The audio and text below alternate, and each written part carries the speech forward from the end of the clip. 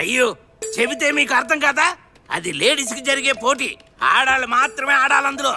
Gents ఆడే పోటీలో పాల్గొని నువ్వు అది జరగని పని చెప్తున్నా. నా మేనల్లుడు లేడీస్ మ్యాచ్ లో పాల్గొంటాడు, వాడికి అది లైఫ్ అండ్ డెత్. నువ్వు అనుకున్నట్టు ఇది సాదా కుస్తీ కాదు, మట్టి కుస్తీ. మట్టి కుస్తీ అంటే మట్టిలో తనుకుంటారా? కుస్తీ అంటే modern freestyle wrestling, mat మీద ఆడేది. కానీ మట్టి కుస్తీ ఓల్డ్ ట్రెడిషనల్ రెజ్లింగ్, మట్టిలోనే ఆడాలి. Super tough. అదంతా నువ్వు చెప్పకూడదయ్యా. మేమంతా పుట్టినప్పటి నుంచి మట్టిలోనే దొరలేదాం. గిల్లి, గోలి, బొంగరం, కోతుకొమ్మచ్చి, చుక్చుక్కు బిళ్ళ, తొక్కుడు బిళ్ళ, కర్రసాము, ఇలా మేము ఆడిన ఆటలన్నీ జీవితంలో వాడుంటావా? మేమందరం మట్టిలో మాటికెళ్ళయ్యా. నువ్వు మట్టి వాగుడు ఆపి మా అల్లుడు పేరు రాసుకో ముందు. రాసుకో. Hello sir. అవును సార్, బాగా నసగాళ్ళ ఉన్నారు. ఇదిగో వస్తున్నారు. ఈడే ఒక పొట్టి నస, మళ్ళీ నస అంటున్నాడు.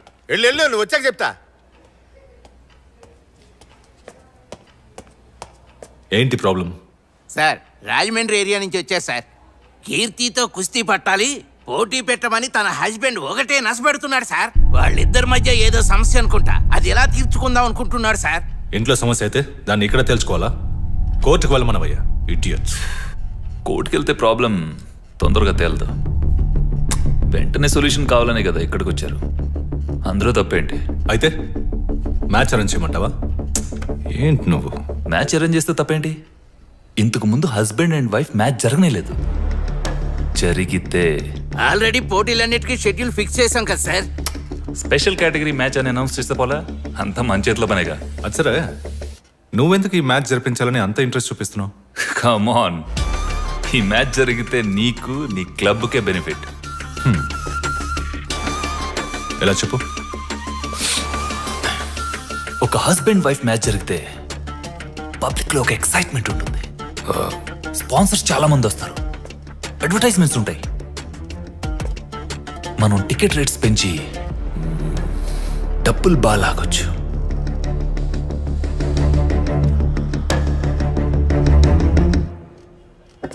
ఎండితో మాట్లాడానయ్యా. ఏపీ నుంచి వచ్చిన మీ ఉత్సాహాన్ని మెచ్చుకొని ఎండి పోటీకి ఓకే అనేశారు. పోటీలో ఈయన పాల్గొనబోయేది. ఈయనే పేరు వీర. వీర. మీరు ఏపీలో రెజ్లింగ్ ఛాంపియనా? ఇక మీదే నేర్చుకోవాలి. మొదలెడదాం. అన్నయ్య కావాలనే ఇందులో పోటీ పడుతున్నాడు. ఏం తెలుసు వాడికి అసలు కుస్తీ గురించి? 20 ఏళ్లుగా కుస్తీ పడుతున్నా, నాకే ఇంకా కుస్తీ సరిగ్గా రాదు. ఎందుకలా డౌట్ గా చూస్తున్నావు? ఇదంతా రత్నంగా నాటకాలు అన్నయ్య. వాడి కోసమైనా మన అమ్మాయి పోటీలో పాల్గొని అల్లుడు గారిని ఎగేసి దిగేసి కొట్టాలి. బాగుందయ్యా నువ్వు చెప్పేది. ఊరందరి ముందు దీని మొగుడిని ఇది కొడితే రేపు మళ్ళీ ఇద్దరు కలిసి ఎలా కాపురం చేస్తారు? కీర్తి, ఈ పోటీలో పాల్గొనడం లేదని చెప్పేసిరా. మనకి కుస్తీ వద్దు, ఏమొద్దు. సార్ పోస్.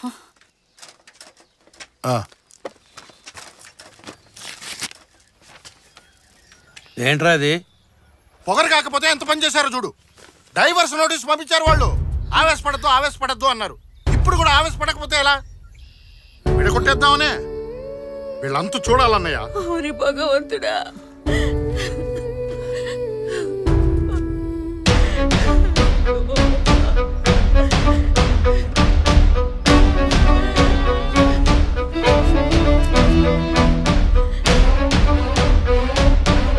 ఈ పోటీలో నేను ఖచ్చితంగా పాల్గొంటాను.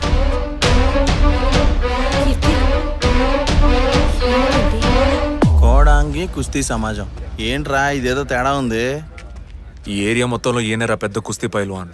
ఈయన దగ్గర నేర్చుకుంటేనే దాని మీద గెలవగలం.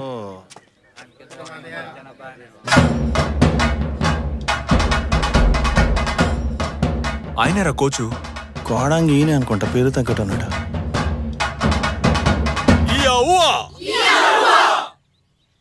రా పిచ్చుకొక్కరి సెంట్ అరుతున్నాడు, ఈడేం కుస్తీ నేర్పిస్తాడు రా.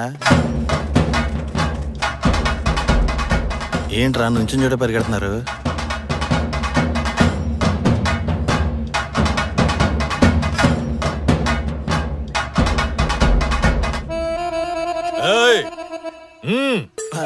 పదరా, ఖర్చేసేలా ఉన్నాడు. నమస్తే. ఎవర్రా మీరు? నేను వీరా, వీడి చట్టం. పేర్లు అడిగానా?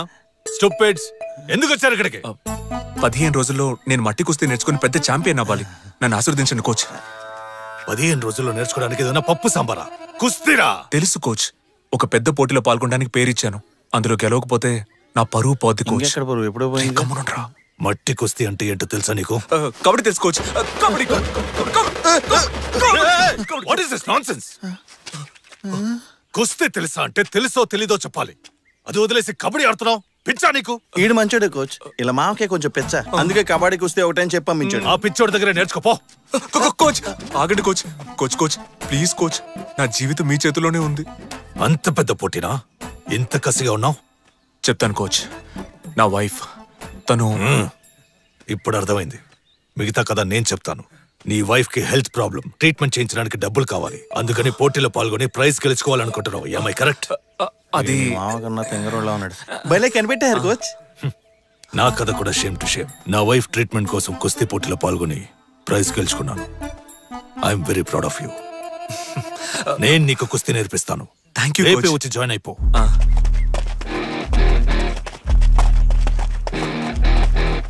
నువ్వు పోటీ పడేది నీ పెళ్ళంతో అన్న విషయం ఇది తెలిస్తే నిన్ను శతక్కొట్టి చెవులు మూయిస్తాడు.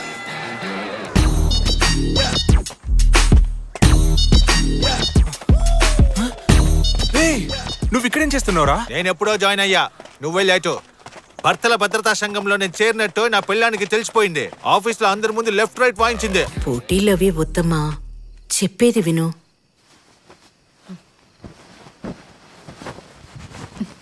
నీ ఇష్టం వచ్చినట్టేడు. నా మాట ఎప్పుడు విన్నావని. అయినా ఆడపిల్లకి ఇంత అహంకారం ఉండకూడదు. అందరూ అక్కడ ప్రాక్టీస్ చేస్తుంటే నువ్వు ఎక్కడే పెక్తున్నావు? లేదురా, మ్యాచ్ లో నేను ఓడిపోతానేమో అని భయంగా ఉంది. ఫీల్ అవుకో, నువ్వు ఖచ్చితంగా గెలుస్తావు. ఎలా చెప్తున్నావు? షార్ప్ పట్టా చూస్తావా? చూశాను. అందులో రంగయ్య ఎవరి దగ్గర ట్రైనింగ్ తీసుకున్న ఎవరు గెలవాలా? చివరికి దిక్కులు చూసిన సమరానే గెలిచాడు. వెంకటేష్ గురు సినిమాలో చిన్నప్పటి నుంచే ట్రైనింగ్ తీసుకున్న వాళ్ళ అక్కని దాటి టీవీలో మ్యాచ్లను చూసి దాని చెల్లె గెలిచింది.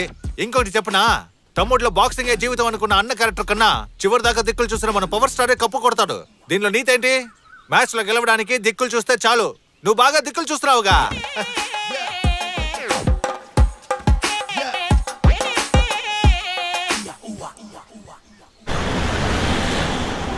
ஊருக்காரங்க என்ன நினைப்பாங்க? சொந்த காரியம் கிட்ட என்ன பதில் சொல்றது? கேட்க மாட்டாங்க. ஏன் வண்டியில பதில் அப்பா எனக்கு கல்யாணம் வேணும்பா, ப்ளீஸ் பா. அப்பா ப்ளீஸ் பா. என் பொண்ணு வீட்டை விட்டு வந்து 2 மாசம் ஆச்சு. அவளுக்கு என்ன ஆச்சு? அவ எங்க போனான்னு தெரியாம அவ அம்மா வீட்டுல படுத்த படுக்கையா கிடக்கா. நீ ஒரு கோச் தானையா? நீயாவது வீட்டுக்கு இன்ஃபார்ம் பண்ணிருக்கலாம்ல. இவ்வளவு நாள் என் பொண்ணை பத்திரமா பாத்துக்கிட்டதுக்கு இந்த பிடி வண்டியை விடலாம். ப்ளீஸ் பா, இது என்னோட డ్రీమ్ பா. ఆ అమ్మాయి కుస్తీలో మెడల్ కొట్టాలని ఎన్నో కలలు కంది. ఇష్టం లేకుండా వాళ్ళ నాన్న తనకి పెళ్లి ఫిక్స్ చేశారు. అది తప్పించుకుందామనే తను ఇక్కడికి వచ్చి జాయిన్ అయింది. పాపం. బాయ్స్ అండ్ గర్ల్స్, ఈ పార్టీ అరేంజ్ చేసింది ఎందుకో చెప్పనా? కేవలం 15 రోజుల ట్రైనింగ్ తీసుకొని ఒకడు పెద్ద పోటీకి తయారయ్యాడు. అతను ఇంకెవరో కాదు, మన వీరానే. అతని సక్సెస్ కోసమే ఈ పార్టీ. నువ్వు మ్యాచ్ గెలిచిన తర్వాత ఆ సక్సెస్ ని ఎవరికి డెడికేట్ చేస్తావు? మీకే కోచ్. నో, నీ వైఫ్ కే డెడికేట్ చేయాలి నువ్వు. రేయ్, గెలిచినప్పుడు కదరా డెడికేట్ చేయాలి. ఓడిపోయే మ్యాచ్ కి ఎందుకు గోలా? రేయ్, ఎక్కడికి? మెక్కడానికే. వస్తావా? కోచ్, వైఫ్ అండ్ వైఫ్ గురించే మాట్లాడుతున్నారు. మీ వైఫ్ చనిపోయి చాలా కాలం అయింది, ఇంకా ఆవిడ గురించే తెలుసుకుంటున్నారా? రోజులు గడిచే కొద్దీ తన జ్ఞాపకాలతోనే బతుకుతున్నాను. తాగుతూ మృగంలా తిరుగుతున్న నన్ను మనిషిలా మార్చింది తనే. తన నాన్నకి నన్ను పరిచయం చేసి కుస్తీ నేర్పించమంది. ఒకరోజు పెళ్లి కూడా చేసుకుంది. అంతా తన ఇష్టమే. పిల్లలు లేకుండా కూడా ఉండొచ్చు, కానీ వయసు అయిపోయాక భార్య లేకుండా ఒంటరిగా బతకలేం. మీ మధ్య అసలు గొడవలు రాలేదా? నేను నీకు అక్కర్లేదు, నువ్వు నాకు అక్కర్లేదు అనుకున్న వాళ్ళ మధ్య అస్సలు గొడవలు రావు. నేను నీకు ఎంత ముఖ్యమో, నువ్వు నాకు ఎంత ముఖ్యమో అనుకునే వాళ్ళ మధ్య గొడవలు వస్తాయి. దాన్నే మొగుడు పిల్లల గొడవ అంటారు. మేము గొడవ పడని రోజంటూ ఉండదు. తిట్టుకుంటాం, కొట్టుకుంటాం. నీ పెళ్ళాం మెడలో తాళి కట్టిన క్షణం నుంచి నీ కుటుంబం అనే సామ్రాజ్యానికి తన మగటంలోని మహారాణి అవుతుంది. తన మాటే శాసనం. దానికి అనుకూలంగా నడుచుకోవడమే మొగుడు పని. ఈ రహస్యాన్ని అర్థం చేసుకుంటే కుటుంబంలో ఏ సమస్య రాదు. మీరొకరు కోచ్. చాలా ఇళ్లలో పెళ్ళాం చెప్పిన దానికి మొగుడు తలాడించిన గొడవలు వస్తానే ఉన్నాయి. ఒకళ్ళనొకళ్ళు అర్థం చేసుకునే ప్రయత్నంలో పెళ్ళైన మొదటి 10-15 సంవత్సరాలు ఇలాంటి చిన్న చిన్న గొడవలు ఉంటాయి. 15 సంవత్సరాలా? ఆ తర్వాత సర్దుకుపోతాయా?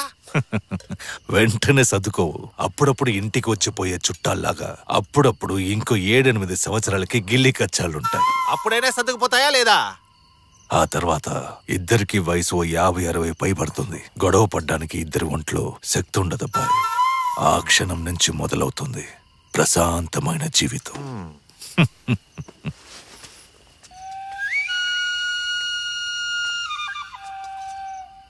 60 ఏళ్ల తర్వాత కలిసి బతికితే ఏంటి, చస్తాయి ఏంటి? కుస్తీ నేర్పించమంటే కూర్చోబెట్టి ఓతగా క్లాస్ పెగుతున్నాడు. సిగ్గు లేకుండా నువ్వు వింటున్నావు.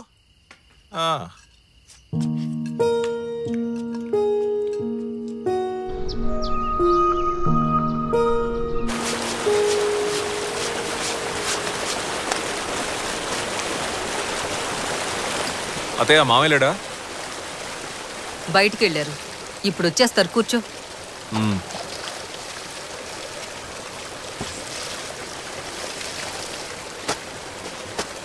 పోటీ రేపేనా వీరా?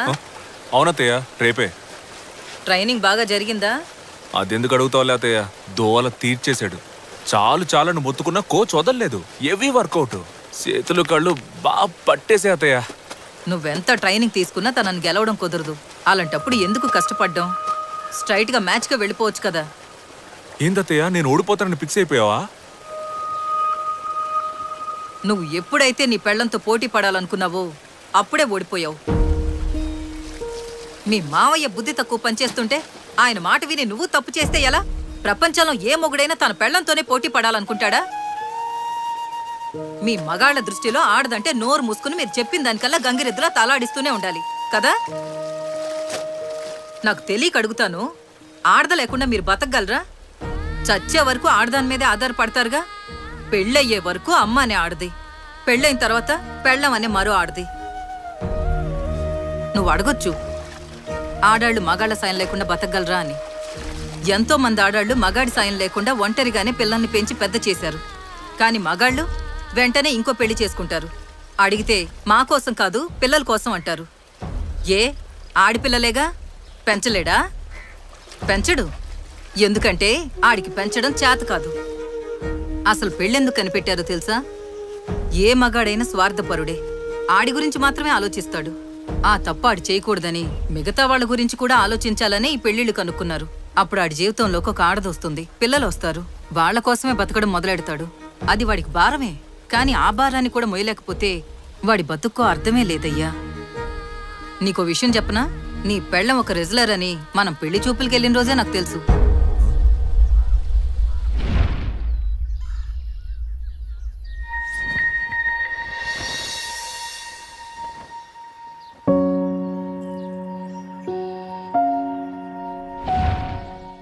ఈ విషయం ఆ రోజే నాకెందుకు చెప్పలా? చెప్తే ఈ పెళ్లి చేసుకునేవాడివా? కీర్తి లాంటి ఒక అమ్మాయి నీ జీవితంలోకి వస్తే నీ లైఫ్ మారుతుంది, నువ్వు మారుతావని ఆశపడ్డాను. అందుకే నీకు చెప్పలేదు. వీరా, ఒకరోజు నువ్వు ఇంట్లో లేనప్పుడు కీర్తిని నేను గుడికి తీసుకెళ్లాను. రెస్లింగ్ ని పూర్తిగా మర్చిపోయావా? 48 రోజులు ఒక విషయాన్ని వదలకుండా చేస్తే వాళ్ళకి అది అలవాటైపోతుందంటారు. 15 సంవత్సరాలుగా రెస్లింగ్ మాత్రమే నాకు తెలుసు. ఎలా మర్చిపోమంటారు? అయితే మరి ఈ జీవితం ఎందుకు కావాలనుకున్నావు? మనమందరం కుటుంబానికి కట్టుబడిన వాళ్ళం. కుటుంబమా కెరియరా అన్న చాయిస్ వచ్చినప్పుడు కుటుంబాన్ని చూస్ చేసుకున్నాం మనం. నువ్వు చెప్పేది నిజమే. కానీ జీవితంలో ఏదైనా సాధించాలనుకుంటే కుటుంబం గురించి అంత ఆలోచించకూడదు. దేన్ని పట్టించుకోకుండా ముందుకెళ్తూనే ఉండాలి. ఆలోచించడానికి ఇది బాగుంటుంది. మిగతా దేశాల్లో ఆడాళ్ళు పోటీలో విన్ అవడానికి ఆపోజిట్ ప్లేయర్స్తో తలపడితే సరిపోతుంది. కానీ ఇండియాలో మాత్రం ముందు ఇంట్లో వాళ్లతో ఫైట్ చేసి గెలవాలి. దాంతోనే సగం జీవితం అయిపోతుంది. ఇంకింట్లో వాళ్ళని ఒప్పించడానికి మిగతా సగం అయిపోతుంది. ఈ లైఫ్ మరి నీకు నచ్చుతోందా? నాకు ఆయన నచ్చారు. చూడు వీరా, నీకెంతో అదృష్టం ఉంటే కానీ ఇలాంటి భార్య దొరకదు. తనతో కలిసి బతుకు. కాదని మీ మామయ్య మాటలు విన్నావనుకో, జీవితంలో నష్టపోయేది నువ్వే. అతయ్య, నువ్వేనా మాట్లాడేది? నేనేం చదువుకున్నాననుకుంటున్నావు? 4వ తరగతేగా. BA in English literature. అబద్ధాలాడే మా బాబు మీ మామయ్య కట్టబెట్టాడు. రేపేగా మ్యాచ్. చూసుకుందాం, కేరళనా ఏపీయా? సరే మాట్లాడదాం, ఉంటానా? అల్లుడు ఎప్పుడొచ్చావు? ఇప్పుడే వచ్చాను మామయ్య. కాఫీ ఏమైనా వచ్చిందా? వద్దు మామయ్య, నేను బయలుదేరతా. ఏంటి అల్లుడు కాఫీ ఇవ్వకుండా ఏం చేస్తున్నావే? మాట్లాడుతున్నాను. నువ్వు పెద్ద సిస్టరో మాట్లాడుతున్నావు. పోయి కాఫీ తీసుకురాపా. 2 కాఫీ ఫుల్ స్ట్రాంగ్, 1 మీ 1 అల్లుడు. అల్లుడు కాఫీ ఫుల్ షుగర్, నా కాఫీ నో షుగర్. అర్థమైందా? పోయి తీసురా. అర్థమైనట్టు తలాడించేసి లోనకెళ్ళి షుగర్ కూటించేకు. అసలే షుగర్ పొగలనంత ఉంది. ఏట్రా కొట్టం?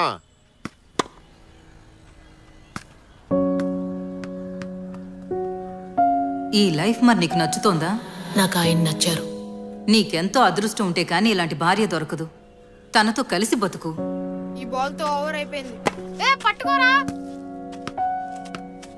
మామ, బాల్ తీసుకుంటాం.